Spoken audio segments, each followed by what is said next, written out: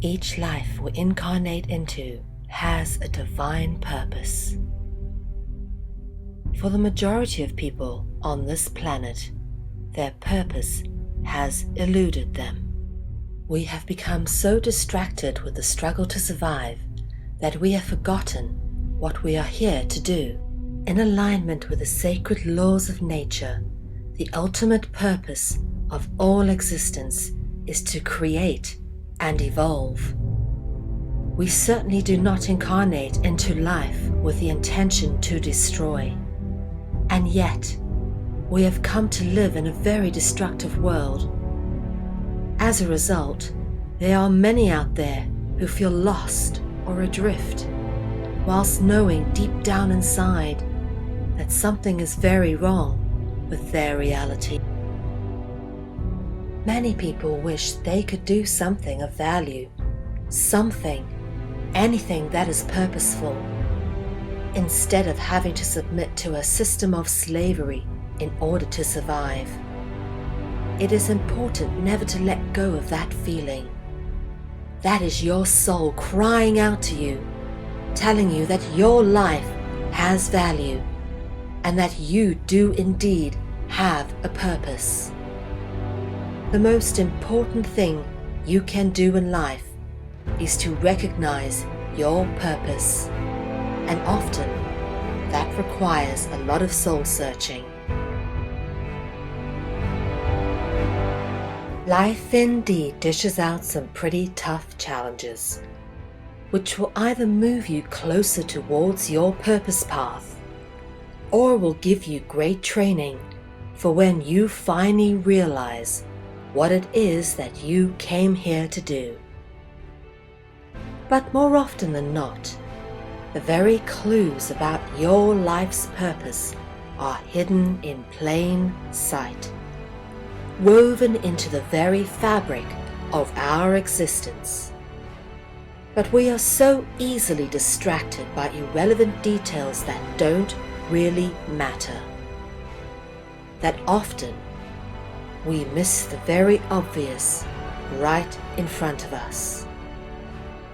It is because of our willful ignorance of anything that does not fit our preconceived ideas that the truth about the nature of our reality is so readily hidden in plain sight.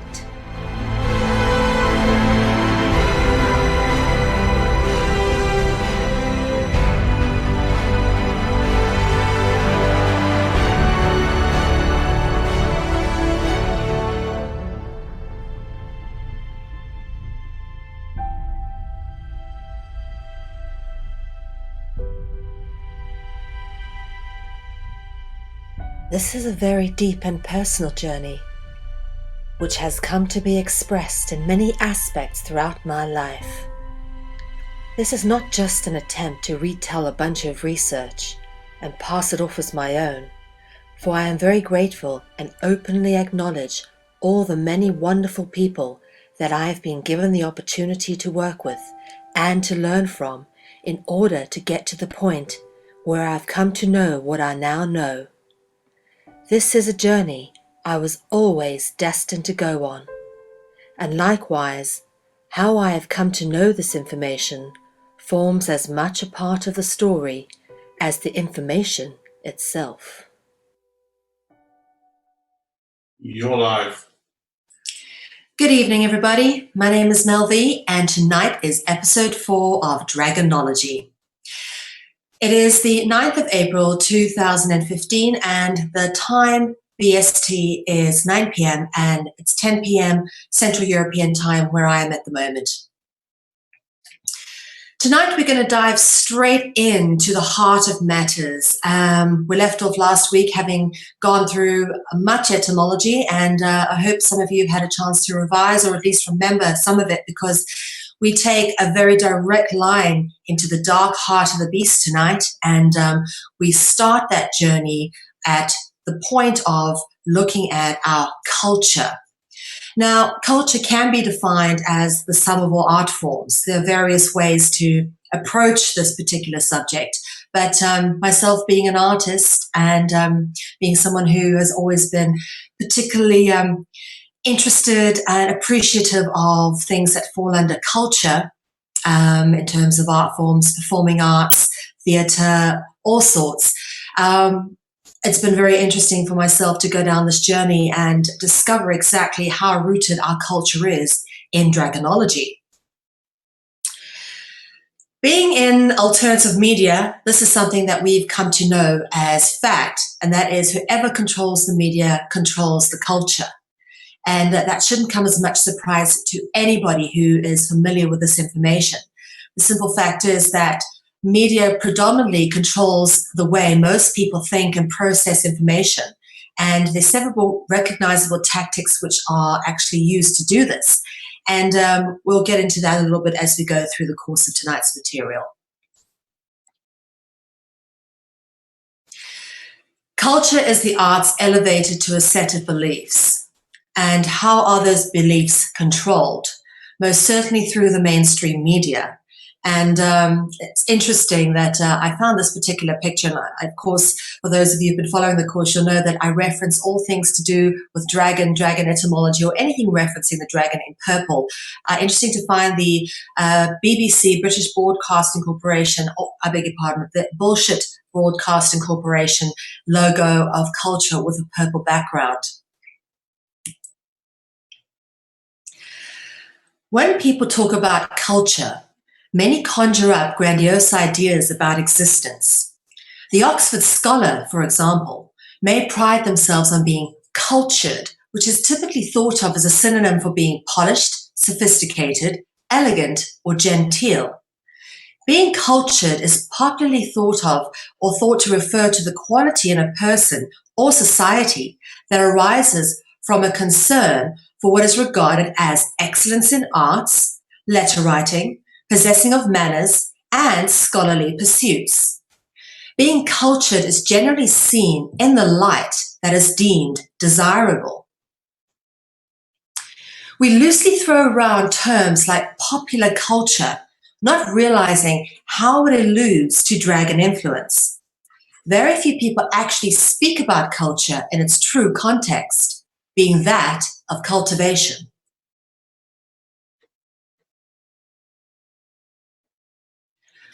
Much like a botanist may spend time cultivating a plant, or a scientist may spend time cultivating bacteria in a petri dish, so humanity is being cultivated through culture.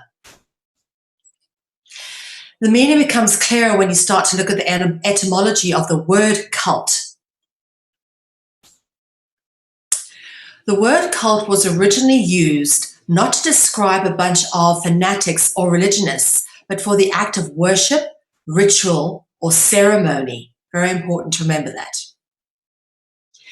It was first used in the 17th century in English, borrowed from the French word culte, which is in turn derived from the Latin word cultus, which is an adjective meaning inhabited, cultivate, or worship. Like bacteria in a petri dish, we are being cultivated by artificial mediums.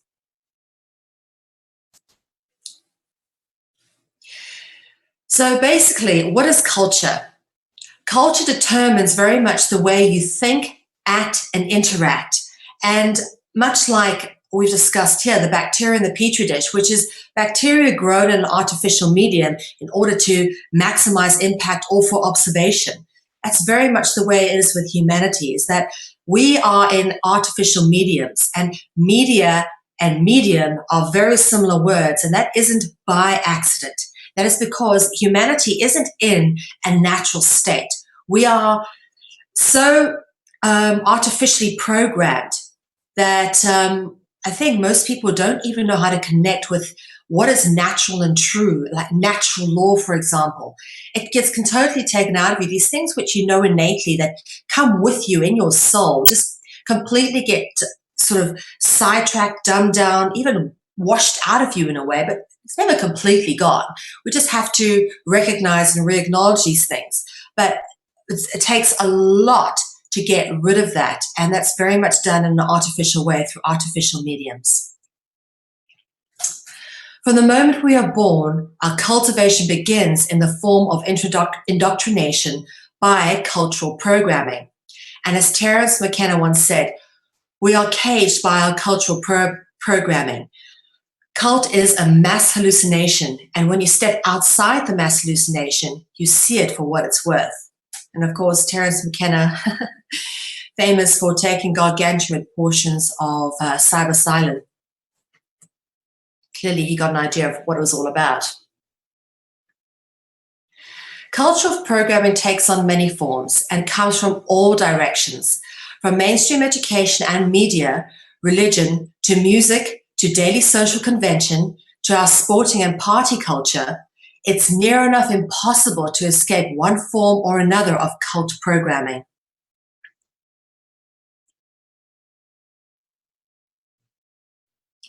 The cultist roots and ritual. All cults stem from a common origin, and you need to understand this. All religions stem from a common origin, and all religions involve cult practice, and all cults stem from the same religion roots, which is dragonology, dragon worship, the cult of the dragon. So basically, cult of dragon worship, which is controlled by initiated members who engage in rituals that involve human sacrifice, cannibalism, blood drinking, sodomy, pedophilia, and all manners of extreme behavior. Now, to understand how our culture has evolved out of ritual, one need look no further than, for example, theatre, which, if you have a look, actually has what we spoke about last week, the THE, the or the root word, which references dragons, rulers, or royalty. Okay, so theatre, it's a certain root word, always marked in purple. Now, the other aspects that are rooted in ritual of modern day is, of course, festivals, and festival is another word that has evolved from the word feast. And of course, what do? At these rituals, they feast on blood and sometimes human flesh.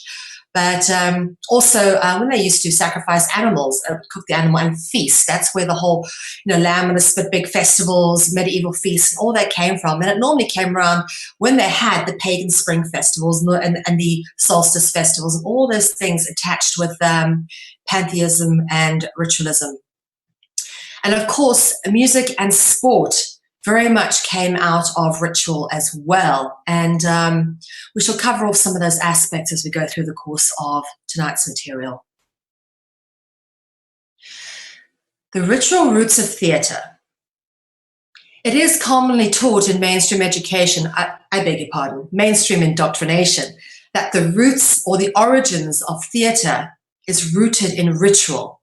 Now, just to give you an idea of how true this is, I went through a traditional mainstream indoctrination education process, and I actually took speech and drama as one of my subjects in high school. And every year that we did speech and drama as a subject, there was a part of the module that was specifically theatre history. Every year we learned the same thing always, and that is that theatre is rooted in ritual. And we were taught about ritual as sort of, a rain dance to make the rain come. That was how prosaic the knowledge was that was passed on to us. We never got into what those rituals were. Ironically enough, though, our speech and drama teacher was a Jehovah's Witness. Anyway, interesting. So let's have a look at the etymological roots of some of the words that you find to do with the theatre. And this is where it gets real funky and interesting, because you start to realize exactly what theatre was. And like all things theatre and all media nowadays, it was originally and always intended for the purposes to reach a lot of people at once, because what happens when you reach a lot of people at once? There's a lot of power in that voice that reaches a lot of people at once. and therefore theatre has always been used for the process of propaganda and indoctrination, usually to maintain the status quo or the ruling powers. Some of the interesting words that you, of course, then find turning up in theatre etymology, and I'll go through them. We have write, play, narrate, parable, chorus, and thespian. So let's have a look at what some of these words actually mean. Of course, we took on the etymology roots of write last week, or the week before, when we discussed writ and its root.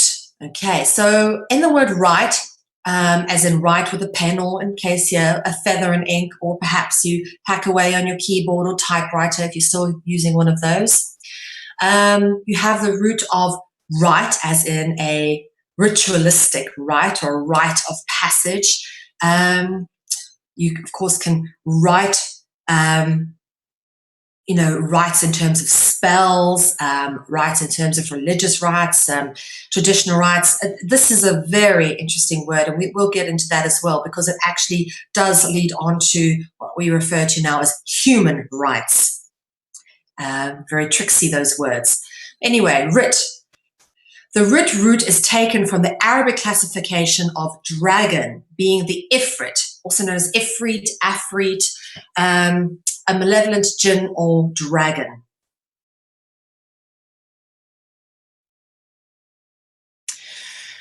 So let's look at the word play. Play is etymologically cognitive with parlay, and we spoke about the code of parlay when it comes to pirates in last week's Dragonology. So if you haven't checked that out, go check out last week's and you'll get an idea of what that was all about. Parlay is etymologically cognitive to the word para. Okay, and para is a term which is transliterated from pure and pala, the root of palace. So remember that root that we spoke about last week, pure, pala, and into para. So parlay transliterates into para. Narrate. Okay, now this is where it starts to get a little bit interesting. The word narrate is taken from the Latin verbal stem narra, which is etymologically similar to para, which means, and the root narra actually means to report or tell. Parable. A parable is a succinct didactic story in prose, rhyme, or verse which illustrates important lessons or principles and sometimes uses symbolic allegory to illustrate a point. Now, parables are often sometimes quite spell-like, because anything that's done in prose, rhyme, or verse is normally written for energetic quality, for spell casting quality. And we've, of course, taken you through that in previous Dragonology episodes. And this picture over here is the Rembrandt version of the Prodigal Son. I've actually seen the original of this in the Rembrandt Museum. Okay, chorus.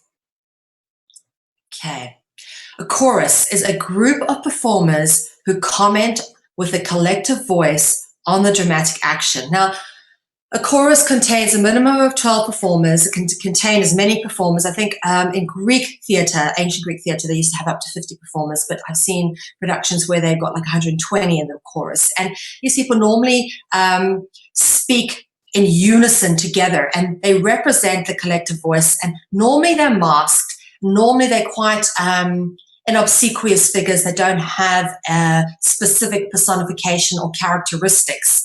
And that's a very distinctive reason. The role of the chorus has never been fully explored or explained by historians or teachers or people who've kind of examined Greek theatre. But if you start to look into what the actual function of the chorus was, it really was there to give initially a second or a third character type voice to Greek plays, but also it was initially developed from my observation. I haven't found this proof in any other book except through actually having looked at the role of the Greek chorus in the actual plays, and that is to be the moral voice, the voice of the dragons or the gods guiding the course of the action in a way, the narrators. Okay, that's what they did. They narrated the play. The chorus narrated the play. And of course, you find the OR root of or, which is the serpent etymology root, serpentine etymology, as we've discussed in previous dragonology episodes. And this starts to get interesting because an actor or an actress was referred to as a thespian. Now, the word thespian has two serpentine etymological roots in it, and we've discussed this last week. Obviously, the and the SPI, which is the root of spiro, which means dragon. Okay, and of course, SPI, spy, and of course the eye symbolism, and to look, the watches. That's all dragon sort of themed etymology, and of course SPI, spiral. There's a lot of very interesting words that are associated with SPI or spy or spiro root etymology. And of course, again, thespian, an old Greek term that references an individual now commonly known as an actor or an actress.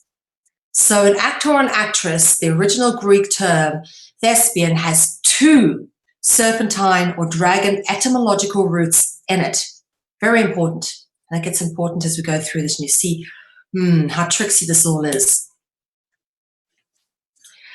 Now, Thespis, again, two serpentine etymological roots, the and SPI. Thespis was said to be a being who first appeared on stage playing a character other than himself. I beg your pardon, I've got a spelling error over here. I did hope Biggie would catch that for me. Love you, Bubs. Basically, this is supposedly the birth of what became theatre. And theatre is named after Thespis. Okay?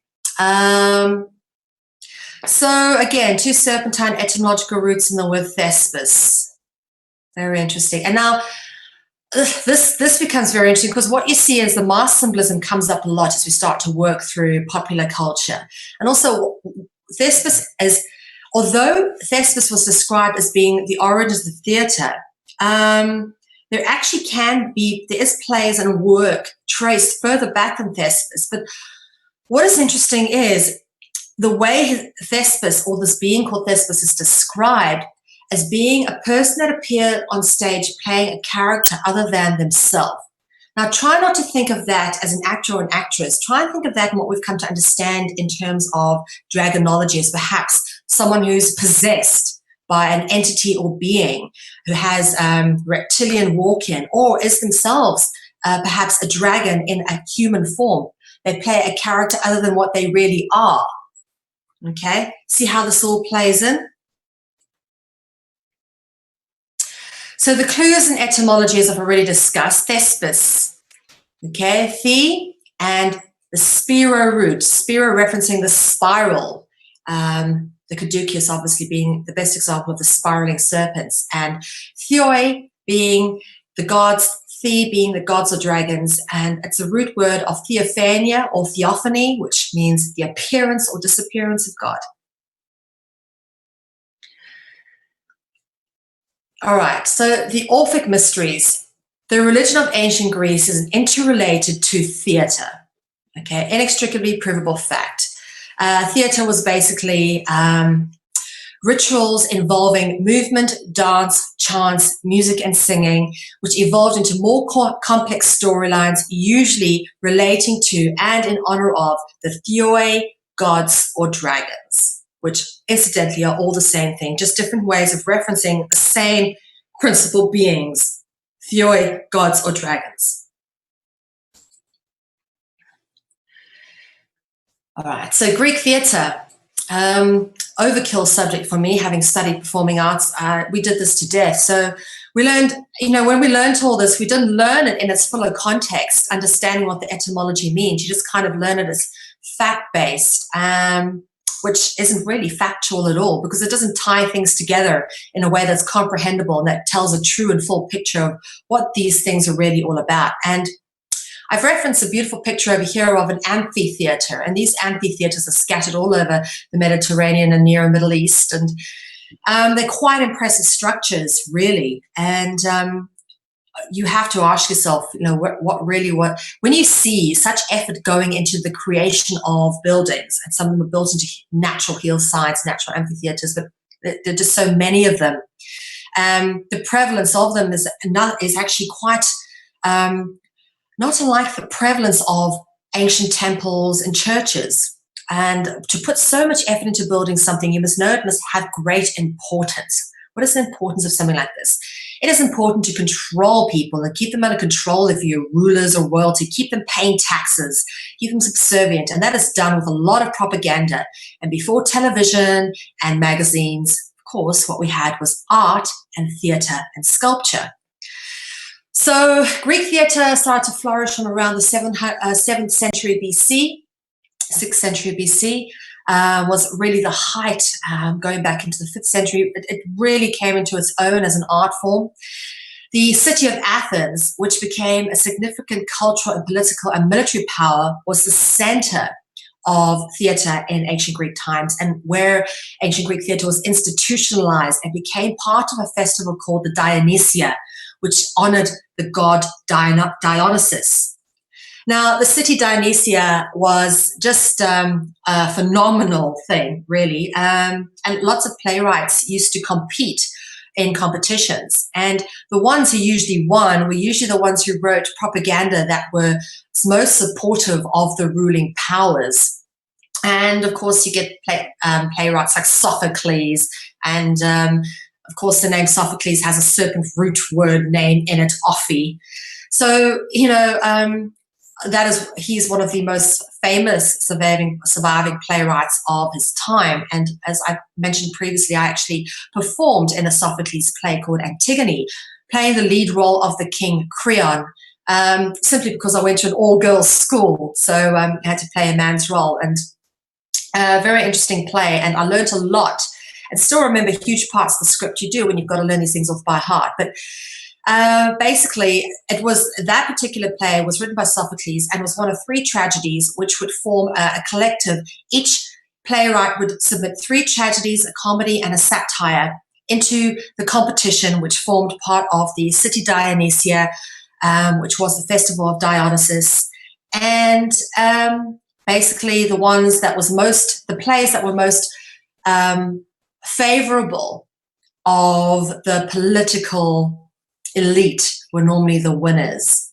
And often playwrights who took a chance and wrote things that were even slightly critical of the powers that be were often killed. And we shall go on. That's a familiar theme. Those who dare to speak out and make a point that points out the true nature of the enslaving and ruling powers are normally killed. And this carries on through the theme of cult culture. So Dionysus is known as the god of grape harvest, winemaking, wine, ritual orgies, sodomy, and pedophilia, all performed under the guise of religious ecstasy in Greek mythology. And of course, when Greece was invaded by Rome and Romans took over all the Greek gods, they renamed and relabeled, went through an epic rebranding process. And of course, the same was done again when Jesus came along. And Dionysus became known as Bacchus under the Romans. And then when Roman pantheism was replaced by Roman monotheism, Bacchus was symbolically represented as Jesus.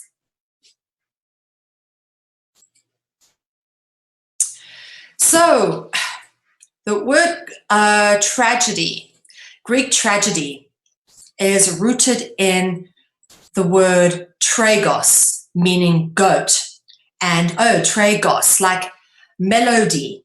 The second part of melody is ode, and that means song. So tragos means goat song. It's a mixture of tragos and ode to get tragedy. And very important to point out to you, this is where you start to get these pictures of the god Pan. You can see him here with grapes, okay, tying him back to Dionysus over here, which you can see the grapes. And there's one more thing that the grapes and grapevines are representative of, and that is red wine. Now you start to think of the Cup of the Covenant or the Holy Grail, which obviously had the red wine, which is supposedly symbolic of Jesus. And we do touch a bit on the Cup of the Covenant and the Holy Grail symbology at the end of this. But basically, wine was symbolic of the holy, royal, ruling Porphyrogenitus dragon bloodline. And of course, that's why it's associated with the god Pan, who of course over here is depicted with horns and is also the most goat-looking of all the gods. And in fact, try not to get distracted. We've seen this picture before. But goat song, the term pantheism, as you can see, Pan, I'll point that out now, but the, obviously the root word the, dragons, rulers, or royalty, stems from the goat god Pan. Pantheism, the term which specifically means the opposite of monotheism, which is pantheism is many gods. Monotheism means one god. So if you're monotheistic, you worship one god. If you're pantheistic, you worship many gods. And then they talk about the pantheon. They talk about the home of the gods, plural. And of course, pantheism stems from the goat god Pan. So the actual reference to a genre of multiple god worship is rooted in the goat god. So just to show you how important goat gods and goat worship comes to, and why it's important is because the entire genre of a particular theming actually refers to the goat god Pan. And just to give you an example of all things related to Pan and what they're really about, sadly, very sad when you, and I'll get into that in a minute, but hymns to Pan, I rave, I rape, I rip, and I rend, everlasting world without an end. That's the hymns to Pan that was often sung at what we call Orphic mystery gatherings. And we'll get into discuss a little bit about that. But when you start to think of things like Peter Pan and how that relates to children, J.M. Barrie, who wrote Peter Pan, was actually a pedophile himself, and really sugar-coated the whole Peter Pan legend or myth. It's typical of Disney, by the way, to get hold of a story like that. All right, so let's start looking at Greek theatre terminology. And we were taught all this stuff in school. Little do we know what the words actually refer to. And we'll take you through these words and their elusive meanings, because we've already covered off some of the root words in previous Dragonology episodes. All right, scheme, which became scene or scenery. And that refers to this building over here, which is the scene behind the proskenion. Okay, and that proskenion is the foreground of the set. So this is the scenery and this is the foreground, skene and proskenion. So skene would be behind the proskenion. Pro just simply means the scenery that's at the front of the scenery that's behind. Okay, so you can see where the word scene came from, skene. And then you come down to theatron, and of course theatron has the the root word on, and it's talking about the seating area, of course, where the spectators would sit. And then you've got, of course, we spoke already about chorus and the OR root words, but parados or paradoi in the plural refers to the area where people entered the staging area. And as you can see, it's just a little passageway there, okay? That's the paradoi, and is normally held up by columns. And we talk about what the columns were in last week's Dragonology. Please go back and check if you want to check those roots out. But basically, parados or paradoi refers to these two entranceways where the actors paraded past, or the performers in the theatre or the theatre ritual. That's where they came past. They paraded past in through the parados or the paradoi. And then, of course, you have the orchestra, which uses a serpent root word or, and you may notice there's no instruments or people playing instruments in this orchestra. So what happens in this orchestra? Well, in the center, you've got this kind of tessellated Masonic looking tiles. And in the center of that, you've got the altar. And AL, of course, being a root word, it's the Arabic transliteration of il and el, el being the Hebrew, il being the Latin, and al being the Arabic transliteration, all referring to the same thing, which is the quality of light, of the Elohim, of the angels, the biblical angels. Again, just to bring that up bigger so you guys can have a look at this, because we're going to go have a look at some of this etymology and where this goes now. All right, so again, the theater, the seating area, the parados, where the actors came in parading past, paradoi being plural for both of them, the altar in the center of the Masonic tessellated tiles, the chorus, you can see them standing around there, narrating the action, what's going on, telling everybody in the theater what is happening on stage and what to think, what to believe. The chorus were incredibly important.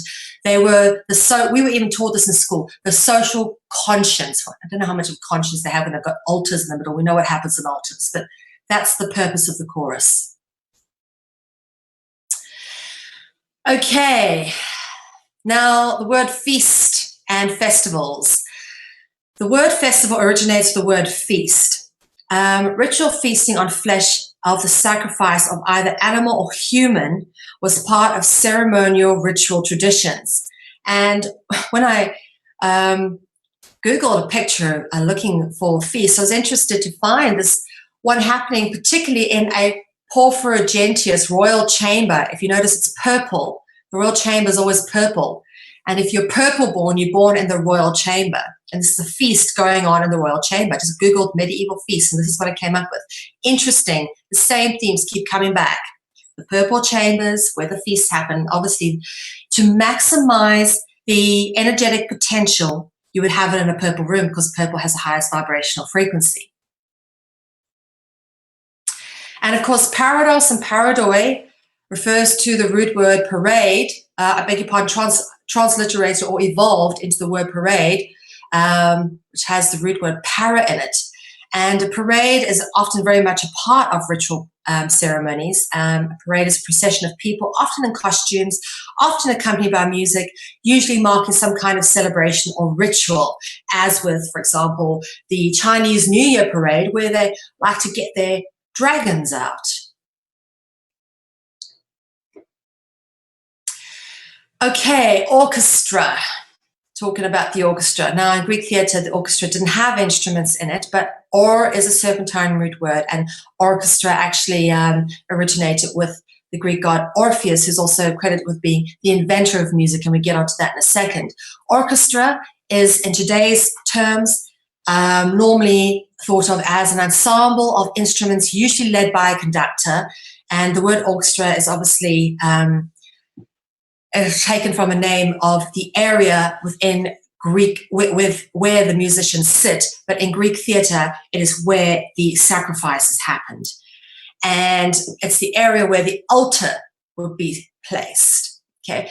The central part of the orchestra, the altar was in the middle in Greek theatre, okay? And just to give, this obviously a sacrificial altar. We get a lot of these here in Holland. They're called hunnen beds. They kind of stone stacked on top of each other, and all they were really, I think, were sacrificial altars, as an example of something of that nature here. But the central part of the orchestra or focal point in a church from where a sacrifice sermon is normally offered is referenced as an altar. Okay. And we're talking about orchestra coming from the god Orpheus. Orph, root word, serpentine etymology here, okay? And it's referenced in ancient texts as orphan. So Orpheus is often referenced as orphan. Able to charm all living things with his music, including animals and stones. Now, we also spoke about cymatics, how music can influence and often change the shape of things, or how it interacts with the particles around us.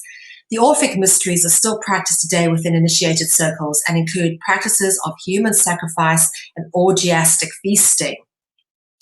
As we've already spoke about feasting and festivals.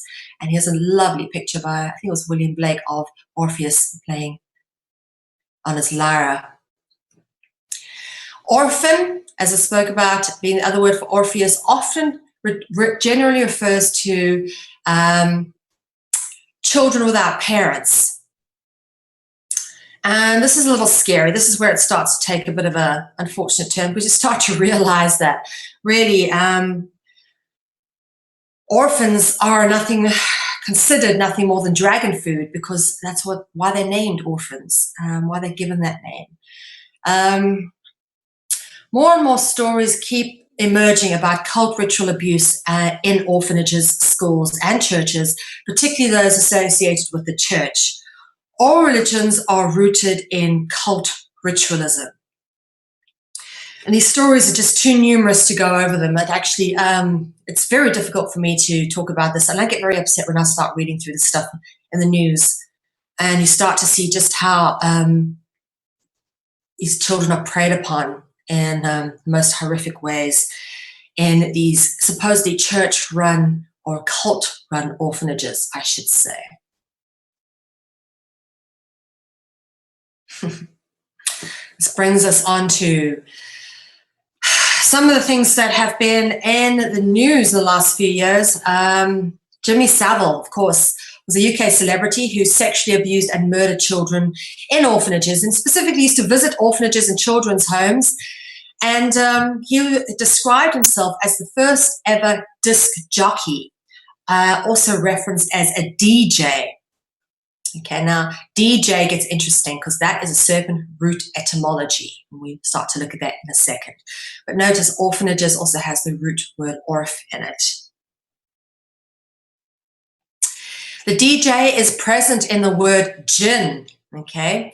Jinn, or jinn with a J, the D fell away after a while, so transliterated. But it is taken from the Semitic noun jinn, meaning serpent, okay, referencing an Arabic-looking angel. Normally, the serpent always turns up in these depictions. You always just got to look for them. The wings, typical. But the Arabic classification of an angel is a jinn, meaning serpent.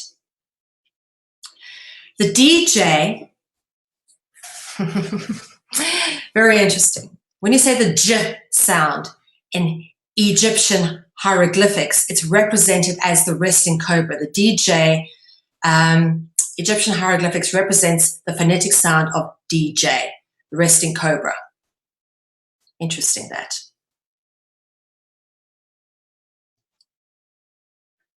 And of course, the golden cobra is the symbol of the Theban priesthood. And we spoke about Thebes last week when I started to touch on, actually, the play of Antigone, written by Sophocles, was set in the city of Thebes.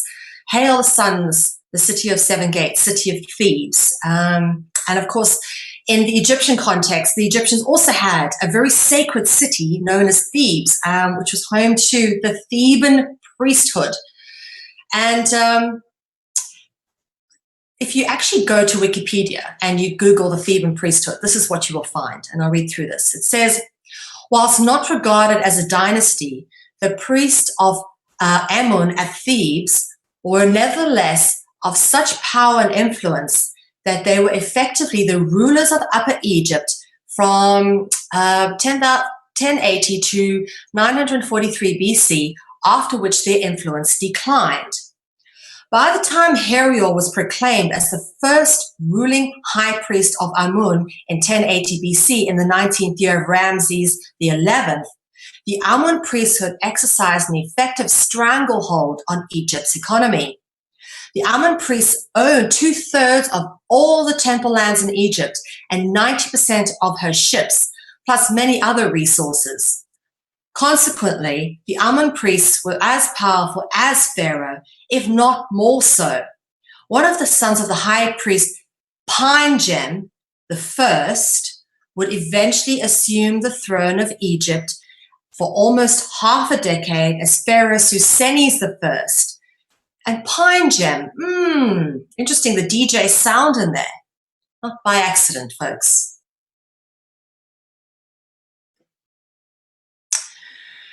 So, starts to get funky. Let's have a look at some etymology. The root word, as I said, the golden cobra, all right, is a symbol of the Theban priesthood. The word colubra is the Latin word for snake. If we separate the word colubra up into cobra and lu, so you take the lu out of colubra and you have cobra and lu. So let's look at where the lu turns up. The lu root. The lu root is present in illuminate, referencing light again, and Illuminati. Okay, the lu root turns up in the famous root that we spoke about last week. Try not to get too distracted by the picture for the meantime, folks.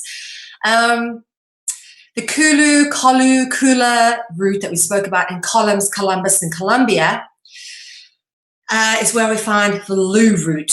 So that root gets broken down even further. The Kolu root gets broken down one more time. Just have a look at the lu, okay? The Latin root word jaculus, meaning serpent, is the root word of ejaculate. Dracula, obviously, as we spoke about last week, this is where you find the Kula root and it appears in the word Dracula.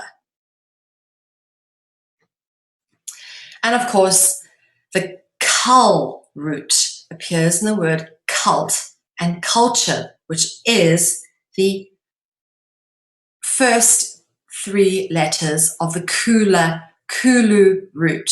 So you start to see how all these words interweave into a tapestry together. All right. And everything, as I said, we started off with culture. We've come back full circle already because everything in dragonology, and I spoke about this last week, there are symbols within themes, within symbols, within themes. Now, we always come back to a similar, familiar point because this is the way it works. If you're not coming back on yourself, you're not following the right clues. You always find the same things coming back over and over again as represented by the Ouroboros. Everything comes back full circle. We're already back full circle again. You probably find we come back full circle a few more times before we get to the end of this presentation. Just like you always come back to the creational myth in the Garden of Eden. You always come back full circle on yourself. All right, organs. Spoke about this again last week. Let's think of organs in two parts here. First, you have organs of the body. We spoke about the colon last week, obviously has the kolo root in it and is the organ of the body that looks the most like a serpent. And organ, obviously, as a musical instrument. And you normally find these in churches, and these are normally made by initiated people who had the knowledge of sound and the power of sound, which, of course, this sort of thing wasn't passed on. That knowledge is not passed on to people who are not initiated. And basically what organs are in the musical context are large musical instruments normally made of a number of pipes, and they're often used in church services or ritual ceremonies. And certain frequencies achieved by organs are said to be able to invoke spirits or dragons. Spirit and dragon, obviously Spyro being the root of spirit.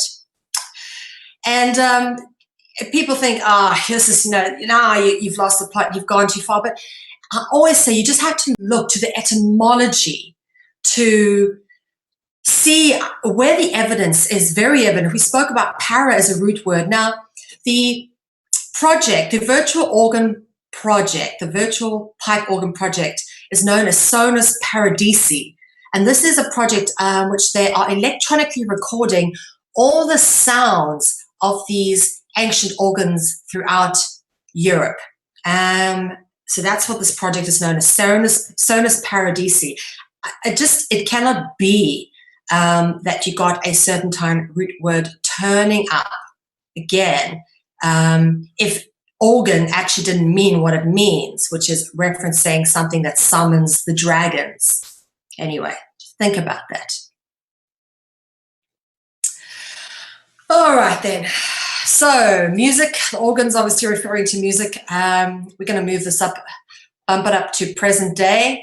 The entire music and entertainment industry is predicated on the Faustian Pact. And you can see a number, almost every single famous person you can imagine here giving the one eye symbol. We'll get into that. Now, the Faustian Pact is the deal with the devil. Let's talk about what that is before we climb on. There was once someone known as Dr. Faustus who really did sell his soul to the devil. And often the devil in the Christopher Marlowe version of his play Faust is referred to as Mephistopheles. Now, Mephistopheles has obviously got a serpent root word in it. Mephistopheles is the name of the dragon or demon or jinn or angel, whatever you want to call it, featured in German folklore and made famous in the story of Dr. Faustus. And as I say, Dr. Faustus was actually written as Faust by Christopher Marlowe. And I tell you, I would, if anybody is out there and feels like sponsoring the making of a very interesting biographical, biopic picture, I would really like to do a film about Christopher Marlowe, because this is one interesting dude. Christopher Marlowe, typically known as an English poet and playwright and translator of the Elizabethan era, born the same year as William Shakespeare, 1564. And, well, when he was supposed to go and study to become, of all things, a Roman Catholic priest, but was recruited into what was at that time the secret society or intelligence networks, which have always been run by the church on behalf of, for the crown. Actually, the crown, is an agent of the church, of the Vatican, in servitude to the Vatican as well. And he wrote the story. All of his pieces were actually written as he was a typical, what we consider today, a spy, a British Secret Service agent, and he was educated enough. And now in those days, you couldn't get an education. You couldn't read and write unless you were very wealthy, or you went to the church and went to the Jesuits and they educated you. But like the majority of the people could not read and write. And the fact that this guy could actually translate means that he was highly educated and used as an asset of the crown.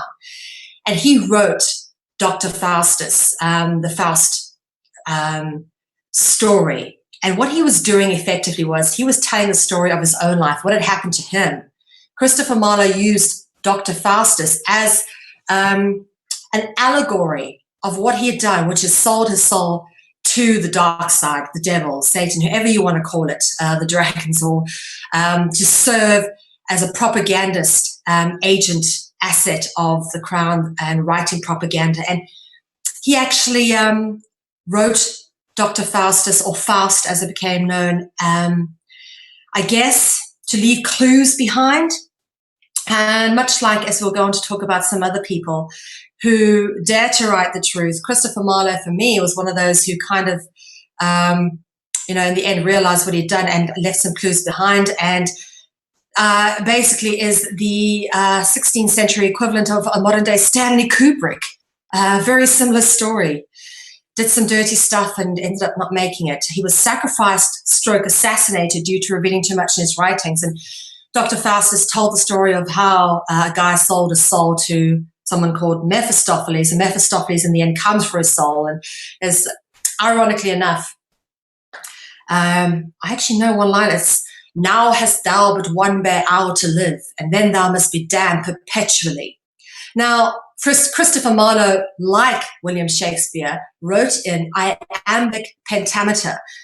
Not easy to do, okay? I dare anybody to bring me iambic pentameter written in as many plays as Shakespeare did, because basically iambic pentameter basically describes a sentence which has 5 beats in it. And a beat is defined by actually having a neutral vowel by a stressed vowel. So you would have, for example, "Now hast thou but one bare hour to live," okay? And that's 10 beats, and those beats are divided up into stressed and unstressed consonants. And the unstressed consonant is the neutral sound. It's the neutral sound And basically they wrote like this because pentamic writing is spell casting. It's spell binding. That's why they use the pentagram. All right, very, very important. The number 5 is very important to these people, very powerful number. So Christopher Marlowe, highly initiated, and of course, he broke the syntagma, the arrangement. He wrote too much in his play Dr. Faustus and was taken out. So let's get on to talk about what this deal with the devil really is. And for anybody, the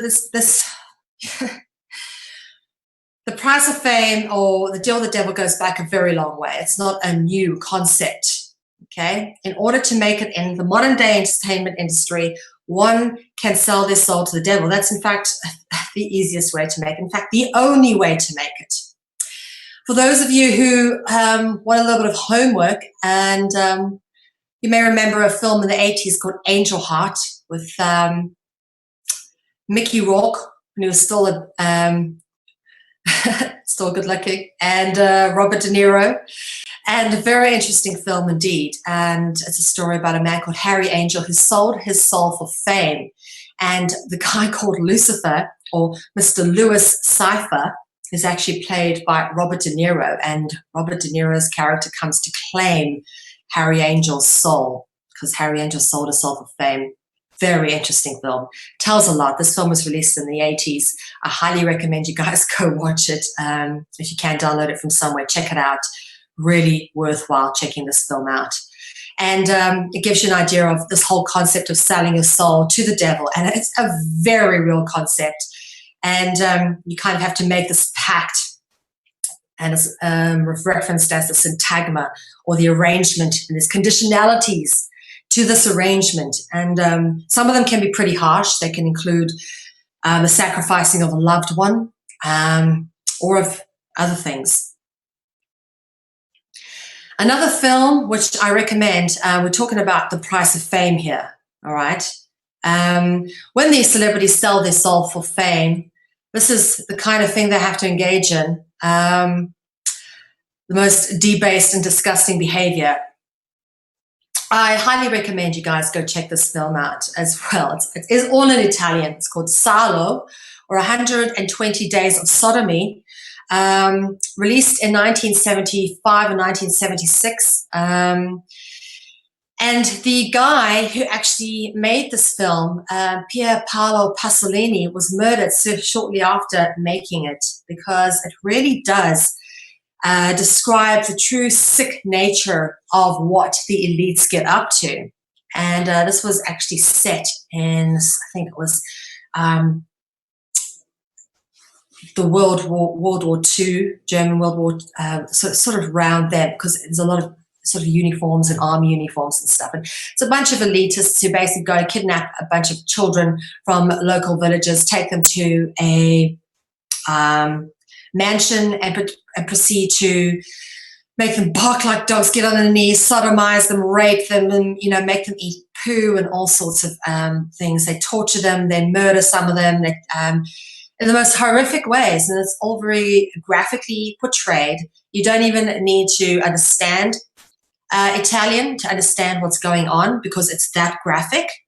So if you guys can, or can stomach it, Salo for homework.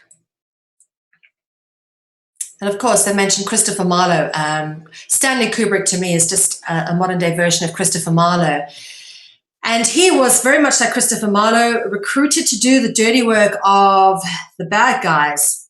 An example of this is Stanley Kubrick was recruited to film the lunar space landings for NASA, which were completely fake.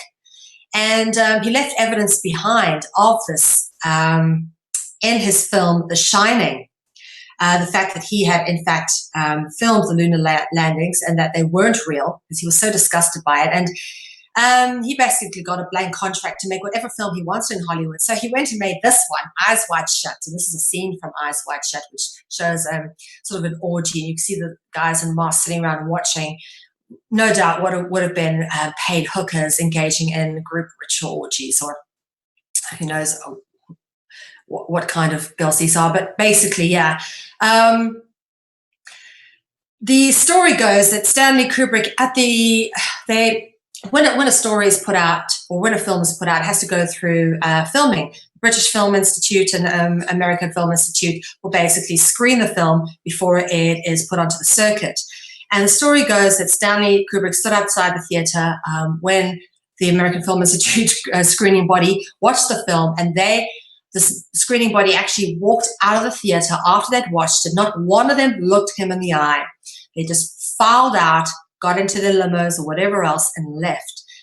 And within a few days of that, Stanley Kubrick was murdered, and 15 minutes was cut off the end of Eyes Wide Shut. And lots of very interesting information out there about the whole Stanley Kubrick story. But Eyes Wide Shut very much does tell the story of what goes on in these circles, ritual orgies and things like that, and the murder and the cover-up, and just sort of, how it's bubbling beneath the perception of our reality, but very much a focal point within elite circles. Cult control. We are very much, whether we know it or not, under the control of people who control us, and they practice cult ritualism. The practice of ritualism is the underpinning culture of the people who control and enslave humanity. This is a lovely David Dees illustration. You can see George Bush with red eyes. I just love this. And a little baby getting butchered on an altar. This is typically the sort of things they engage in, folks. This is not hyped up. This is what they do. It's the very heart of the dark circles that control humanity, very much underpinned by a practice of ritualism and blood sacrifice of humans, including a culture of pedophilia and blood drinking and cannibalism. This has been evident in things which have been put out about places such as Bohemian Grove, and you can go, just Google it if you haven't done it already. Bohemian Grove is a place in Northern California, apparently in the redwood forests of San Francisco. And this is typical of a ritual that you'd find going on at Bohemian Grove. You can see these kind of interesting pointed hats, very common amongst cult ritualists. We'll get into talk about the many cults that are controlled and some of the costumes and things that they wear. But take note of that hat and the sort of processions that are going on here. Bohemian Grove in the early days, dubbed the world's most powerful men's club by Edgar Hoover, the Bohemian Grove is a secret club that meets for 3 weeks every summer at a heavily guarded 2,200-acre estate north of San Francisco. Occultist ceremonies and bizarre rituals are part of the celebrations. And on the following, I don't have the following pages. So we start to look at, okay, what is really going on, okay? And before we carry on to the next level of this information, I just want to give you a little bit of etymological significance of this, okay? We spoke last week about God and goat and good and that root of words, and I mentioned that it's not hard to see how the word devil and evil are transliterations of each other. But what's also interesting to note is that the words live and vile are the only other words, only other word combinations that you can get from these letter combinations of words. And it really is, in order for these evil people to live the lives they want to, they have to make pacts with the devil and do absolutely vile things. Let's take a look at some of the stuff and the deceptions that has been put upon humanity. Virtually all theatre, as I said, from Greek theatre all the way through, was propaganda. And even how we're taught to think of that propaganda is propaganda, because it's all lies. The Shakespeare deception is a good example of that, because William Shakespeare was alleged to have written 38 plays and 154 sonnets, except the William Shakespeare that was born to Anne Hathaway in Stratford-upon-Avon had no formal education, left no manuscripts behind in his will, and his children were completely illiterate. That's because in the 16th century, if you wanted to be educated, you pretty much had to go to the Jesuits. There was no formal education. In fact, it was, the Middle Ages and medieval times is known as the Dark Ages. They very much sucked the reading and writing out of public circulation and relegates it to the clergy and upper classes to keep everybody enslaved and in servitude. So people didn't know what the hell was going on. Who got educated? Education stroke indoctrination only became compulsory at the beginning of the 1800s, when education was developed for the process, for the purposes of creating people to fulfill certain roles made available through the process of the Industrial Revolution. To turn us into perfect little worker bees, we had to be indoctrinated or educated to fit, if you want to be a mechanical engineer making these things that work in factories, or, to build steam engines, there's got to be a certain amount of education that comes with that. So, as I said, if you wanted to get an education and you weren't of the elite or of the clergy, you could go to the Jesuits if you had a fair amount of money and get a Jesuit education. And the Jesuits still control education and indoctrination today. The Jesuits control all the intelligence agencies of the world, which in turn control all mainstream media. As I say, the Jesuits have controlled education and indoctrination for hundreds of years. And they also control all cults. And when I start breaking down the power structure of the pyramid of power, which we'll go into in another lecture, we'll get into explaining how the Jesuits control all cults. But they most certainly control all culture through media, through theatre, through ritualism, as we've already covered off. So who was William Shakespeare? And the plays written by Shakespeare. And here's another film for you guys to go watch if you haven't done already. Lots of homework for you before next week. The film Anonymous, which was just absolutely splendid. And there's a lot of clues in that script. Whoever wrote the script of Anonymous is also an initiated secret society member, because they refer to royalty as dragons in this film. You can have a little listen out for it. And I must just say, the performance given by Rhys Ifans was completely stellar. I was blown away. Didn't know Rhys Ifans was capable of such phenomenal work. But according to the film Anonymous, it was Edward de Vere, the 8th Earl of Oxford, who wrote the works attributed to William Shakespeare. Interesting, because this is where it starts to get funky.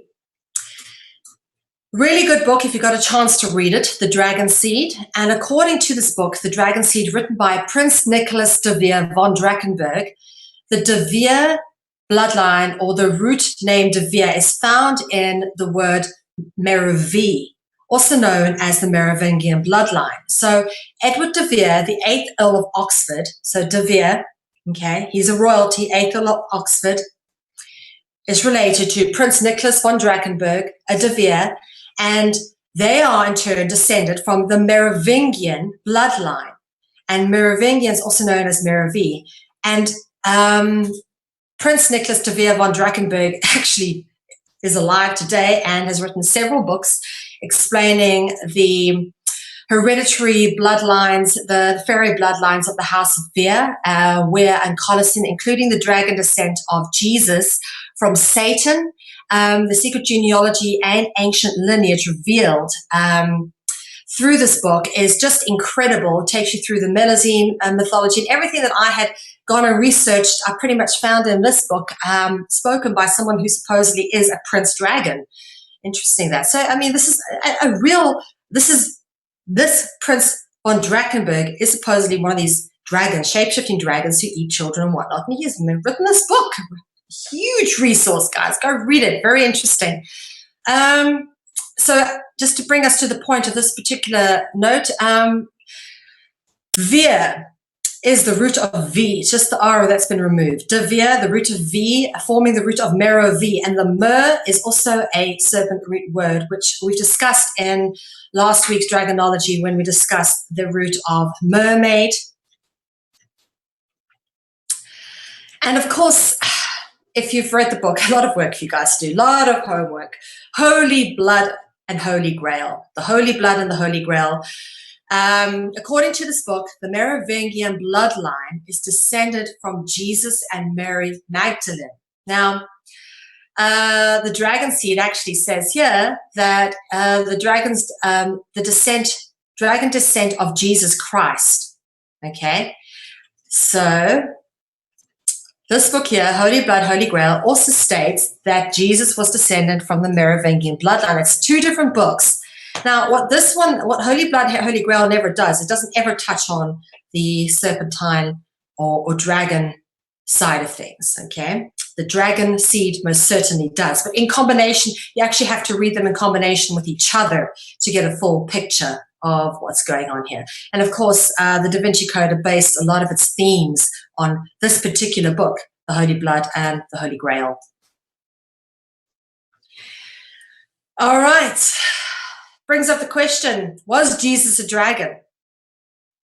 Of course, if you believe what is written in the Holy Blood and the Holy Grail, and you believe what is written in the dragon seed, chances are it's very likely. But you don't have to read those books to understand what's going on. You just have to look at some of the basic things that you can research for yourself in just a few minutes.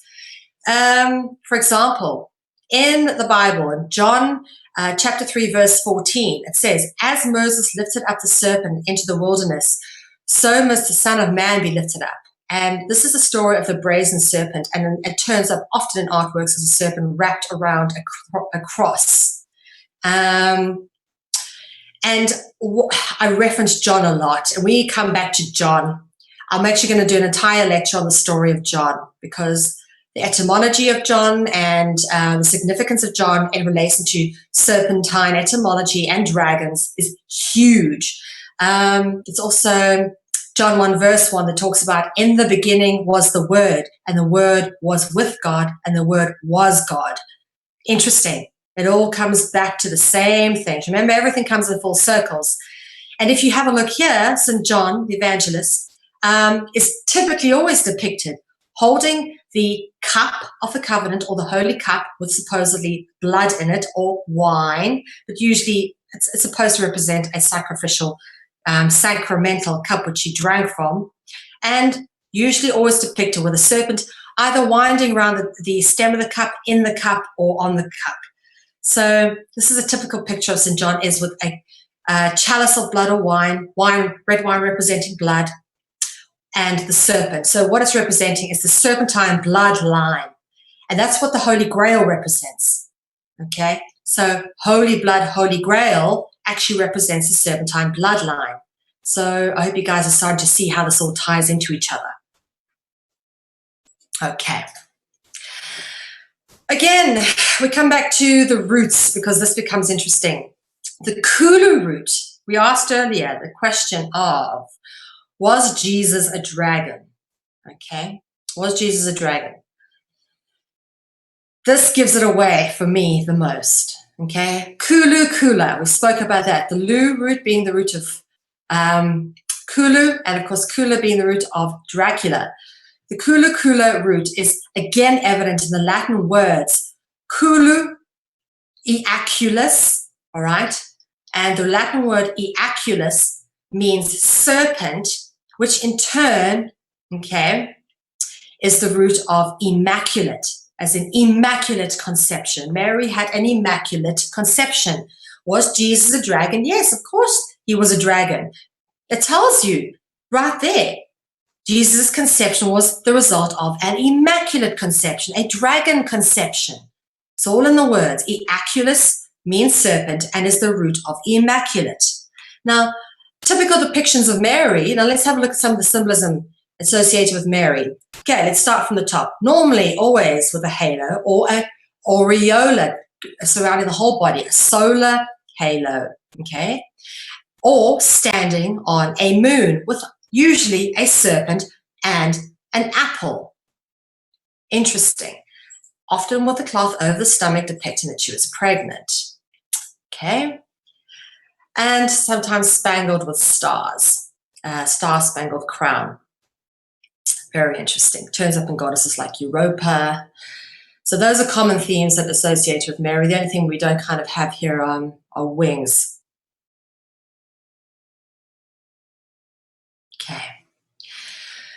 Bringing this up to the present day, we're talking about the pact with the devil. This is one of the unfortunate prices people have to pay, is you will have fame till a certain time, and then your soul is mine, and that time will come when you're at your peak. And we are normally at our peak at the age of 27, which is why you have such an exorbitant amount of musicians and famous artists who die at the age of 27, including people like Robert Johnson, Janis Joplin. Oh, we'll go through the list. Amy Winehouse, some very interesting people. Kurt Cobain. Let's take a look at the list. I mean, it just goes on. And this deal with the devil goes very far back in history. Okay, it's Christopher Marlowe wrote the play of Faustus in the 16th century, and Dr. Faustus came before the time of Christopher Marlowe. All right, so it's known about this deal with the devils, known about all the way from back then. These are famous musicians from 1892 already. All right, who have supposedly made this pact with the devil, and then obviously when the devil came for the soul at the age of 27, they went. And that's, Robert Johnson being one of the most famous people, he openly admitted to selling a soul to the devil, and one of the most influential guitarists of our time. And let's see who else is very well known here. Brian Jones of the Rolling Stones. And of course, the Rolling Stones have a famous album called Her Majesty's Satanic Service. Then let's have it. Jimi Hendrix, Janis Joplin, Jim Morrison, and there's another page of very interesting people. Kurt Cobain, Mir Zapata, Christian Puff. Let's have a look on this page. Of course, Amy Winehouse, Nicole Bogner. Lots and lots of musicians. I'm just page after page of this stuff. And then there are the musicians who, when they break the syntagma, they realize what it's all about, like Christopher Marlowe did, okay? Like some of the other people, like Stanley Kubrick did. They perhaps use their platform to tell the truth, all right? They stop putting out the vile, horrific nastiness they're supposed to be putting out, the propaganda, the sucking people into cult culture. John Lennon was one such person who basically used his celebrity status to promote ideas of peace. And in so doing, he breached the syntagma, which is the arrangement. Okay, the holy syntagma, the arrangement. Just to give you an idea of what the Beatles were into, this is the cover of the album, Yesterday and Tomorrow, and you can see pieces of meat and babies, dolls with their heads pulled off and all dirtied and bloody, dirty, battered dolls, arms and raw meat hanging all over them. Very disturbing. I don't know what that has to do, anything to do with music, but they clearly are trying to make a point here, and quite gruesome and vile, really. But what's interesting is on the album of the cover of Sgt. Pepper, you have a picture of Aleister Crowley, okay, which you can see over here. Very interesting, that. So just to kind of give you an idea of the Beatles' influence, and when John Lennon decided to break the syntagma and start using his celebrity status to sing for peace, I mean, one of my favorite albums of his is the one that's got Give Peace a Chance, Hey Jude. Lots of very chilled, mellow vibes, all about bringing peace. And they didn't like that. They killed him, assassinated. Because people are meant to sell evil. You sell evil or else. And a good example of one of those people as well, who did the same thing as John Lennon. One of the most talented people of our time, and completely used and abused and sucked dry by the music industry, programmed into all sorts of nastiness, abused from a young child, himself programmed to be an abuser of young children, but just ultimately a victim of the music industry. And, when they started to publish all the stuff about him and children, is because he started to turn and started to sing songs such as Heal the World, okay? And basically, they started him off with horrific things like Thriller and Michael Jackson, always bad. They want to sell darkness and badness. That's what's cool and groovy. We want to degenerate society. That's what they try to sell us in cult culture. Michael Jackson was one of those celebrities who were Faustian pact-bound, and when they go against a dark agenda, they're usually killed. And he was murdered. This is the true price of fame, folks. And is it worth it? This is it. A lot of people think that, oh, yeah, I want to be rich, I want to be famous. But the things that these people are made to do, I showed you Salo, the film that you should go watch, 120 Days of Sodomy. Most of these celebrities are doing that. They've been debased and demoralized, degenerated, and made to do things like that. Have sex with animals, eat feces for fame.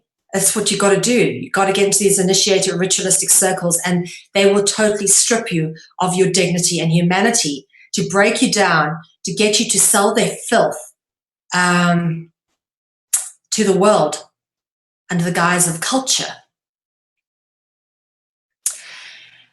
They break down people so much and they control people so much that they actually started to create perfectly undetectable, mind-controlled slaves in the form of MK Ultra mind-controlled slaves. And please do check out the research by Fritz Springmeier, who I have interviewed, and talks about how to program a completely undetectable MK Ultra mind-controlled slave. And the most famous one of all, for me, was Marilyn Monroe. She was a product of the Jesuit-controlled CIA MK Ultra mind-control programs. And she basically is a cultural icon that was introduced introduced to the world, and one of the first actresses to do a nude scene. And at the time that she was alive and famous, there were much bigger stars than her. For example, Elizabeth Taylor. Yet she's become far more famous than Elizabeth Taylor after death, and there's a reason for that, and that's because she's been pushed so much by the Jesuit-controlled media, the images of her, and really because she was the one who introduced sex kitten programming to women to sexualize them. And to prove that Marilyn Monroe was created, owned, and controlled by the dark agenda, by the CIA, controlled Jesuits, by the military-industrial complex, okay, you have a look at Marilyn Monroe's identification, which is a Department of Defense. She was a military-industrial complex asset, okay? You only get one of these IDs if you are a soldier, a CIA agent, or asset.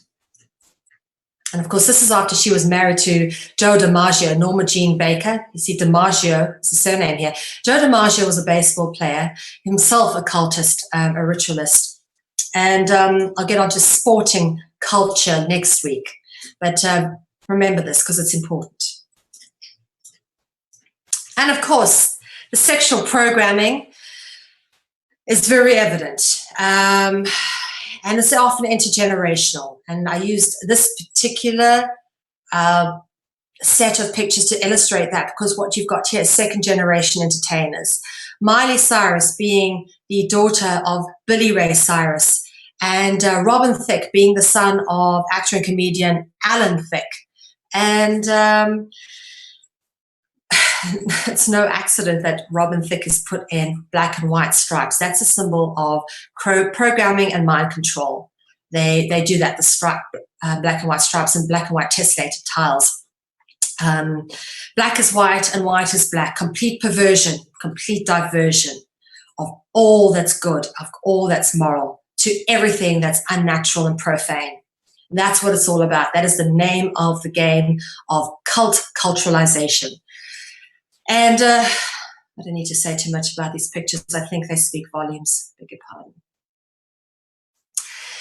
Illuminati symbolism used by artists. The most commonly demonstrated symbol exhibited by celebrities and artists, which indicate their alignment with the dark agenda or cult program, is the demonstration of the all-seeing eye. Of course, Jay-Z puts his hand up like this and calls it the diamond symbol. And they do it in all sorts of ways. You know, they're sneaky, the hair over the eye, you know, lots of different ways it's done. But ultimately, it's all a symbol referencing the same themes. And they're all doing it. They're all telling you that they've sold their soul for fame. All these people, all these celebrities, all these cultural icons, all these people that we look up to, that we supposedly aspire to, that are put in front of us to make us believe that we've got to be like that. Interesting. Aleister Crowley, as we spoke about earlier, appeared on the Sgt. Pepper album cover of the Beatles, said, this is where it gets interesting. He talks about secret chiefs is Aleister Crowley's term for the preternatural entities which direct the process of humanity for ends that are usually beyond the ken of mortal men. The secret chiefs are at least the grade of magus or magus templi, may or may not be in human form, depending on their own needs at the time, and are utterly unknown to the rest of humanity, except in the very rare times when they find it part of their plan to reveal themselves to one person. The secret chiefs are possessed of immense powers called the Ophidian vibration. I've referred to this again and again.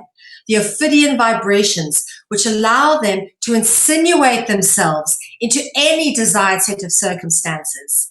These powers allow the secret chiefs to induce a girl to embroider a tapestry, so inspiration, okay, or initiate a political movement to culminate in a world war, all in pursuit of some plan wholly beyond the pursuit or the comprehension of the deepest and subtlest thinkers. All right, and this is from Thelemopedia.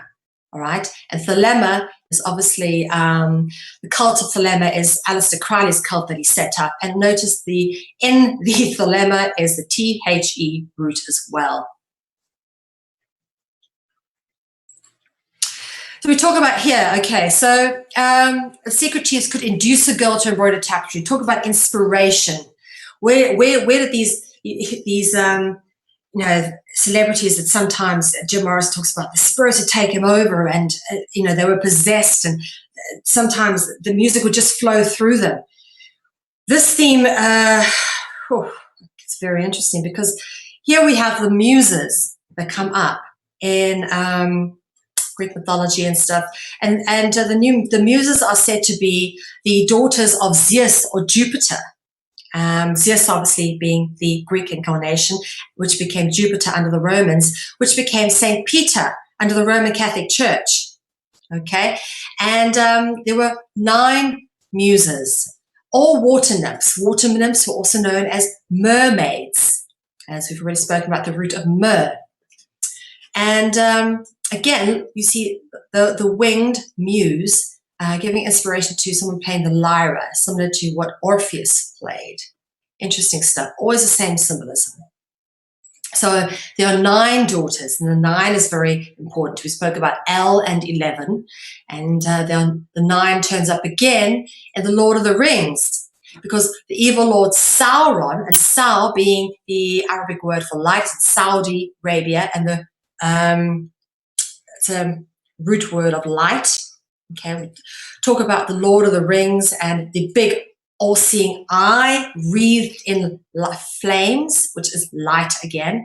But Lord Sauron had 9 riders in black or ring wraiths, which were supposedly the king of men who were given rings and fell to darkness and were enslaved by them. Okay, so basically they were given power in the form of these rings, and then they became enslaved to the great Lord, which is what happens when you sell your soul to the devil.